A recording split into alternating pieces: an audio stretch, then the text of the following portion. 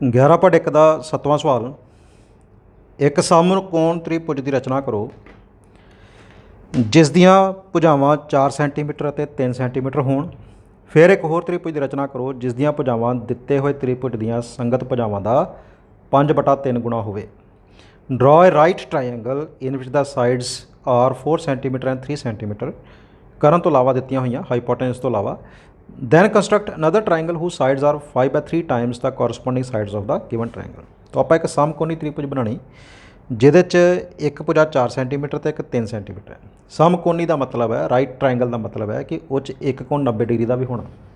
ਠੀਕ ਹੈ, ਸੋ ਆਪਾਂ ਇੱਕ ਪਹਿਲਾਂ ਫਸਟ ਪੋਰਸ਼ਨ ਸੋਲਵ ਕਰਦੇ ਹਾਂ। ਇੱਕ ਸਮਕੋਣ ਤ੍ਰਿਭੁਜ ਬਣਾਉਣੇ ਜਿਸ ਦੀ ਇੱਕ ਭੁਜਾ 4 ਸੈਂਟੀਮੀਟਰ ਹੈ ਅਤੇ ਇੱਕ ਭੁਜਾ 3 ਸੈਂਟੀਮੀਟਰ ਹੈ।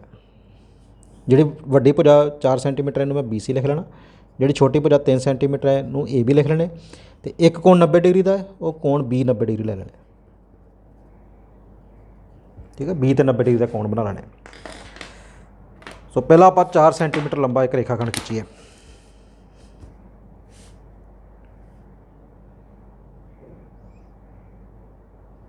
ਤੋ ਸਕੇਲ ਦੇ ਨਾਲ 4 ਸੈਂਟੀਮੀਟਰ ਲੰਬੀ ਇੱਕ ਲਾਈਨ ਖਿੱਚਦੇ ਹਾਂ। ਇਹ ਹੋ ਗਿਆ, ਇਹਨੂੰ ਲਿਖ ਦਿੱਤਾ BC। ਹੁਣ B ਦੇ ਉੱਤੇ 90 ਡਿਗਰੀ ਦਾ ਕੋਣ ਬਣਾਓ। BC ਬਣ ਗਈ, B ਦੇ ਉੱਤੇ 90 ਡਿਗਰੀ ਦਾ ਕੋਣ ਬਣਾਉਣਾ। ਸੋ ਪ੍ਰਕਾਰ ਨਾਲ ਬਣਾਉਣਾ।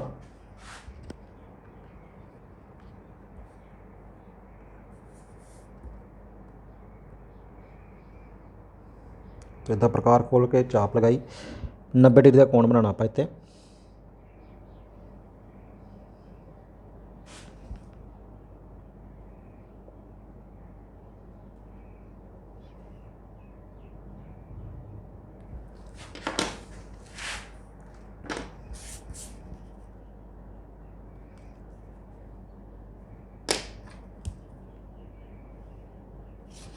सो आ 90 डिग्री का कोण है, BC 4 सेंटीमीटर है।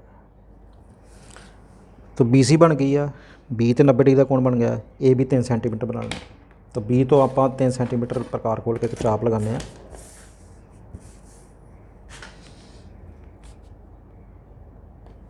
तो 3 सेंटीमीटर की प्रकार खोलनी इदा, तो B ते प्रकार रखनी तो चाप लगा देनी। तो इत्थे ले देना तुसी ए भी हो गया, ए भी 3 सेंटीमीटर है, तो AC नूं मिला देना। तो ये पहला पोर्शन हो गया जिहदे च आपां एक राइट ट्रायंगल बनाई, समकोणी त्रिभुज बनाई जिहदी एक साइड 4 सेंटीमीटर की है, दूजी साइड 3 सेंटीमीटर की है, तो B दे उत्ते 90 डिग्री का कोण बनाया। हुण आपां एक होर त्रिभुज बनानी जिस दियां भुजावां इस दिते हुए त्रिभुज दियां संगत भुजावां का 5/3 गुणा है। किन्ने गुणा दिता? 5/3 गुणा। ठीक है, सो ਉਹਦੇ ਲਈ ਆਪਾਂ B ਦੇ ਉੱਤੇ ਨਿਊਨ ਕੋਣ ਬਣਾਉਂਦੀ, ਥੱਲੇ ਨੂੰ ਨਿਊਨ ਕੋਣ ਬਣਾਉਂਦੀ ਇੱਕ ਕਿਰਨ ਖਿੱਚਦੇ ਹਾਂ। B ਤੋਂ ਹੇਠਾਂ ਨੂੰ ਨਿਊਨ ਕੋਣ ਬਣਾਉਂਦੀ ਇੱਕ ਕਿਰਨ ਖਿੱਚੀ। ਇੱਥੇ ਨਾਮ ਆਪਾਂ ਲਿਖ ਦਿੱਤਾ ਆਪਾਂ X। तो किरण होगी BX। इस किरण BX के उत्ते असीं बराबर दूरी के उत्ते कुछ बिंदु लगाने हैं, कुछ पॉइंट लगाने। किन्ने लगाने आ वो हुण कित्थों पता लगदा कि जिहड़ा अनुपात दिता होया वो दिता 5/3। तो 5 ते 3 चों वड्डा किहड़ा है? 5। इस करके तुसीं BX के उत्ते बराबर दूरी के उत्ते 5 निशान लगाने। तो स्केल दे नाल लगा सकते हैं बराबर दूरी ते 5 निशान। सो 2-2 सेंटीमीटर का गैप छड्ड के लगा लेने।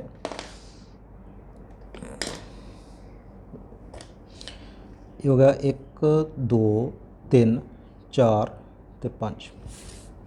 B1 B2 B3 B4 ते B5। ठीक है, सो देखो 5th का मतलब हो गया B5 तो 3 का मतलब हो गया B3। हुण B3 ते B5 दे विचों B3 ते B5 दे विचों एक नूं सब तो पहलां आपां C नाल मिलाना। किनू पहला मिलाना? जो बटिया च लिखा होएगा, जो डिनोमीनेटर च लिखा होएगा, हर च लिखा होएगा। हर च लिखा 3, इट मीनस B3 नूं पहला तुसी C नाल मिलाना। सो B3 नूं C नाल मिलाना।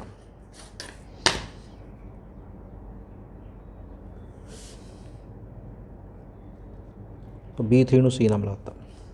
ठीक है, सो B3 हो गया। हुण रहेगा B5। B5 तो तुसी B3 दे समांतर एक लाइन खिंचनी है। B5 ਤੋਂ B3C ਦੇ ਸਮਾਂਤਰ ਲਾਈਨ ਖਿੱਚਣੀ। ਤਾਂ ਉਹਦੇ ਲਈ ਕਿਹਦੇ ਸਮਾਂਤਰ ਖਿੱਚਣੀ ਹੈ? B3C ਦੇ ਸਮਾਂਤਰ ਖਿੱਚਣੀ। ਇਸ ਕਰਕੇ B3 ਵਾਲਾ ਕੋਣ ਨਾਪਣਾ। ਤਾਂ ਆਹ ਕੋਣ ਮੇਜ਼ਰ ਕਰਨਾ ਆਪਾਂ, ਠੀਕ ਹੈ। B3 ਤੇ ਪ੍ਰਕਾਰ ਰੱਖ ਕੇ ਇੱਦਾਂ ਇੱਕ ਚਾਪ ਲਗਾਈ, ਇੰਨੀ ਹੀ ਪ੍ਰਕਾਰ ਖੁੱਲੀ ਰਹਿਣ ਦੇਣੀ, B5 ਤੇ ਰੱਖਣੀ।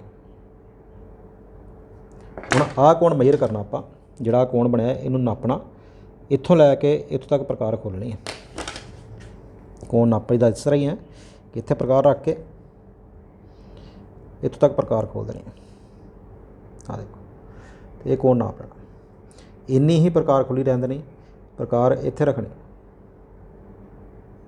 ਤੇ ਇੱਥੇ ਨਿਸ਼ਾਨ ਲਗਾ ਦੇਣਾ। ਤੇ ਇਹ ਚਾਪਾਂ ਦੋਨੇ ਜਿੱਥੇ ਕੱਟਦੀਆਂ ਉਸ ਪੁਆਇੰਟ ਨੂੰ ਮਾਰ ਕਰਕੇ ਆਪਾਂ B5 ਨੂੰ ਇਹਦੇ ਨਾਲ ਮਿਲਾ ਦੇਣਾ।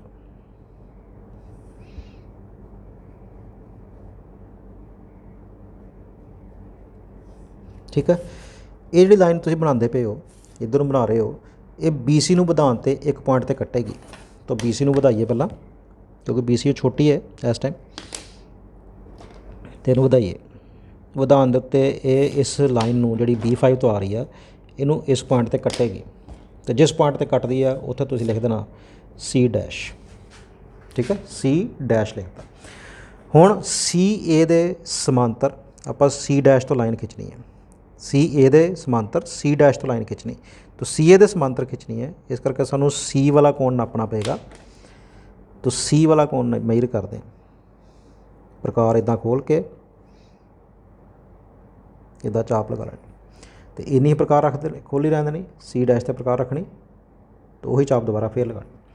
ਹੁਣ ਆਹ ਕੋਣ ਨਾਪਣਾ, ਸੋ ਇੱਥੋਂ ਲੈ ਕੇ ਇੱਥੋਂ ਤੱਕ ਤੁਸੀਂ ਪ੍ਰਕਾਰ ਖੋਲ੍ਹਣੀ।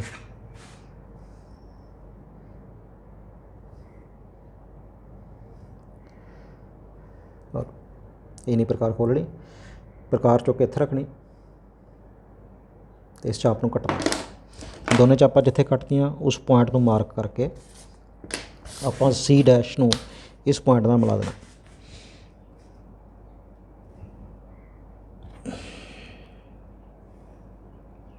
ਤੁਹਾਡੀ ਲਾਈਨ C' ਤੋਂ ਜਾ ਰਹੀ ਹੈ, ਇਹ BA ਨੂੰ ਵਧਾਉਣ ਦੇ ਉੱਤੇ ਇੱਕ ਪੁਆਇੰਟ 'ਤੇ ਕੱਟੇਗੀ। ਸੋ BA ਨੂੰ ਵਧਾ ਦਿੰਦੇ। ਵਧਾਉਣ ਦੇ ਉੱਤੇ ਦੋਨੇ ਲਾਈਨਾਂ ਇੱਕ ਪੁਆਇੰਟ 'ਤੇ ਕੱਟਣੀਆਂ ਚਾਹੀਦੀਆਂ। ਇਹ ਦੋਨੇ ਇੱਥੇ ਕੱਟਦੀਆਂ, ਜਿਸ ਪੁਆਇੰਟ 'ਤੇ ਕੱਟਦੀਆਂ ਉੱਥੇ ਤੁਸੀਂ ਲਿਖਣਾ A'। ਠੀਕ ਹੈ। ਸੋ A', ਜਿਹੜੀ ਤ੍ਰਿਭੁਜ ਤੁਹਾਨੂੰ ਵੱਡੀ ਨਜ਼ਰ ਆ ਰਹੀ ਹੈ, A', ਇਹ ਲੋੜੀਂਦੀ ਸਮਰੂਪ ਤ੍ਰਿਭੁਜ ਹੈ। ਠੀਕ ਹੈ। ਸੋ ਇਹ ਸੀ ABC, ਇੱਕ ਤ੍ਰਿਭੁਜ ਛੋਟੀ ਦੀ ਜੋ ਸਾਨੂੰ ਦਿੱਤੀ ਸੀ। ਇਸ ਦਿੱਤੀ ਹੋਈ ਤ੍ਰਿਭੁਜ ਦੇ ਸਮਰੂਪ ਆਪਾਂ ਇੱਕ ਹੋਰ ਤ੍ਰਿਭੁਜ ਖਿੱਚੀ, A', ਸੋ ABC ਤ੍ਰਿਭੁਜ ਅਤੇ A', ਤ੍ਰਿਭੁਜ ਦੋਨੇ ਆਪਸ ਦੇ ਵਿੱਚ ਸਮਰੂਪ ਤ੍ਰਿਭੁਜ ਹਨ। ਠੀਕ ਹੈ। ਸੋ ਇਹ ਸੀ 11.1 ਦੇ ਸਵਾਲ, ਜਿਹਦੇ ਵਿੱਚ ਅਸੀਂ ਇਹ ਰਚਨਾ ਕੀਤੀ ਆ ਕਿ ਤੁਹਾਨੂੰ ਇੱਕ ਤ੍ਰਿਭੁਜ ਦਿੱਤੀ ਪਹਿਲਾਂ, ਅਤੇ ਉਹਦੇ ਸਮਰੂਪ ਆਪਾਂ ਇੱਕ ਹੋਰ ਤ੍ਰਿਭੁਜ ਖਿੱਚਣੀ। ਜਿਹੜੀ ਸਮਰੂਪ ਤ੍ਰਿਭੁਜ ਖਿੱਚਣੀ ਆ ਉਹਦੀਆਂ ਭੁਜਾਵਾਂ ਦਿੱਤੇ ਹੋਏ ਤ੍ਰਿਭੁਜ ਦੀਆਂ ਭੁਜਾਵਾਂ ਦਾ ਕਿੰਨੇ ਗੁਣਾ ਹੋ ਸਕਦਾ ਹੈ। ਕੁਛ ਸਵਾਲ ਇਸ ਤਰ੍ਹਾਂ ਦੇ ਸੀ, ਜਾਂ ਤਾਂ ਇੱਦਾਂ ਹੋ ਸਕਦਾ ਕਿ 3/5 ਗੁਣਾ, ਜਾਂ ਫਿਰ ਇਸ ਤਰ੍ਹਾਂ ਹੋ ਸਕਦਾ ਕਿ 5/3 ਗੁਣਾ। ਕਹਿਣ ਦਾ ਮਤਲਬ ਅੰਸ਼ ਛੋਟਾ ਅਤੇ ਹਰ ਵੱਡਾ ਹੋ ਸਕਦਾ, ਜਾਂ ਅੰਸ਼ ਵੱਡਾ ਅਤੇ ਹਰ ਛੋਟਾ ਹੋ ਸਕਦਾ। ਤਾਂ ਸਵਾਲਾਂ ਨੂੰ ਕਰਨ ਦਾ ਤਰੀਕਾ ਇੱਕੋ ਜਿਹਾ ਸੀਗਾ। ਤੁਸੀਂ ਪਹਿਲਾਂ ਤ੍ਰਿਭੁਜ ਦੀ ਰਚਨਾ ਕਰ ਲੈਣੀ, ਇੱਕ ਵਾਰ ਰਿਵਾਈਜ਼ ਕਰ ਦੇਣਾ। ਪਹਿਲਾਂ ਤ੍ਰਿਭੁਜ ਦੀ ਰਚਨਾ ਕਰ ਲੈਣੀ, ਫਿਰ B ਤੋਂ ਇੱਕ ਨਿਊਨ ਕੋਣ ਬਣਾਉਣ ਦੀ ਥੱਲੇ ਨੂੰ ਰੇਖਾ ਖਿੱਚਣੀ ਹੈ, ਇੱਕ ਕਿਰਨ ਖਿੱਚਣੀ। ਉਸ ਕਿਰਨ ਦੇ ਉੱਤੇ ਤੁਸੀਂ ਬਰਾਬਰ ਦੂਰੀ 'ਤੇ ਨਿਸ਼ਾਨ ਲਗਾਉਣੇ। ਬਰਾਬਰ ਦੂਰੀ ਦੇ ਉੱਤੇ ਕਿੰਨੇ ਨਿਸ਼ਾਨ ਲਗਾਉਣੇ? ਜਿਹੜੀ ਇਹਨਾਂ ਦੋਨਾਂ 'ਚੋਂ ਵੱਡੀ ਹੋਏਗੀ। ਠੀਕ ਹੈ। ਜੇ 3 ਅਤੇ 5 ਦੀ ਆਪਾਂ ਐਗਜ਼ਾਮਪਲ ਲੈਂਦੇ ਹਾਂ, 3 'ਚ 5 ਵੱਡੀ ਕਿਹੜੀ ਹੈ? 5 ਵੱਡੀ ਹੈ। ਤਾਂ 5 ਬਰਾਬਰ ਦੂਰੀ 'ਤੇ ਨਿਸ਼ਾਨ ਲਗਾਉਣੇ। ਉਸ ਤੋਂ ਬਾਅਦ 3 ਅਤੇ 5 ਦੇ ਵਿੱਚੋਂ ਇੱਕ ਨਿਸ਼ਾਨ ਨੂੰ ਸਭ ਤੋਂ ਪਹਿਲਾਂ ਇਸ ਬਿੰਦੂ ਨਾਲ ਮਿਲਾਉਣਾ ਹੁੰਦਾ, C ਵਾਲੇ ਨਾਲ ਮਿਲਾਉਣਾ ਹੁੰਦਾ, ਲਾਸਟ ਵਾਲੇ ਨਾਲ ਮਿਲਾਉਣਾ ਹੁੰਦਾ। ਕਿਹਨੂੰ ਪਹਿਲਾਂ ਮਿਲਾਉਣਾ? ਜੋ ਬਟਿਆਂ 'ਚ ਲਿਖਿਆ। ਤਾਂ ਜੇ 3/5 ਹੈ ਤਾਂ ਪਹਿਲਾਂ 5 ਮਿਲੇਗਾ, ਜੇ 5/3 ਹੈ ਤਾਂ ਪਹਿਲਾਂ B3 ਮਿਲੇਗਾ। ਠੀਕ ਹੈ। ਸੋ ਜੇ 3/5 ਹੈ ਤਾਂ ਪਹਿਲਾਂ ਪੰਜਵਾਂ ਪੁਆਇੰਟ ਪਹਿਲਾਂ ਮਿਲਾਉਣਾ, ਜੇ 5/3 ਹੈ ਤਾਂ ਤੀਸਰਾ ਪੁਆਇੰਟ ਪਹਿਲਾਂ ਮਿਲਾਉਣਾ। ਜੋ ਬਟਿਆਂ 'ਚ ਲਿਖਿਆ ਉਹਨੂੰ ਪਹਿਲਾਂ ਮਿਲਾਉਣਾ। ਠੀਕ ਹੈ। ਬਾਕੀ ਰਚਨਾ ਦੇ ਸਟੈਪ ਉਹੀ ਨੇ, ਰਚਨਾ ਕਰਨ ਦਾ ਤਰੀਕਾ ਵੀ ਉਹੀ ਹੈ। ਬਸ ਇਹੀ ਖਿਆਲ ਰੱਖਣਾ ਕਿ ਨਿਸ਼ਾਨ ਕਿੰਨੇ ਬਰਾਬਰ ਲਗਾਉਣੇ, ਜਿਹੜੀ ਵੱਡੀ ਹੈ, ਅਤੇ ਸਭ ਤੋਂ ਪਹਿਲਾਂ ਕਿਹਨੂੰ ਮਿਲਾਉਣਾ C ਦੇ ਨਾਲ, ਲਾਸਟ ਵਾਲੇ ਨਾਲ ਕਿਹਨੂੰ ਮਿਲਾਉਣਾ, ਜੋ ਥੱਲੇ ਲਿਖੀ ਹੈ।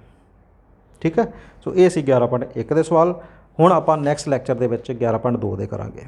ਠੀਕ ਹੈ।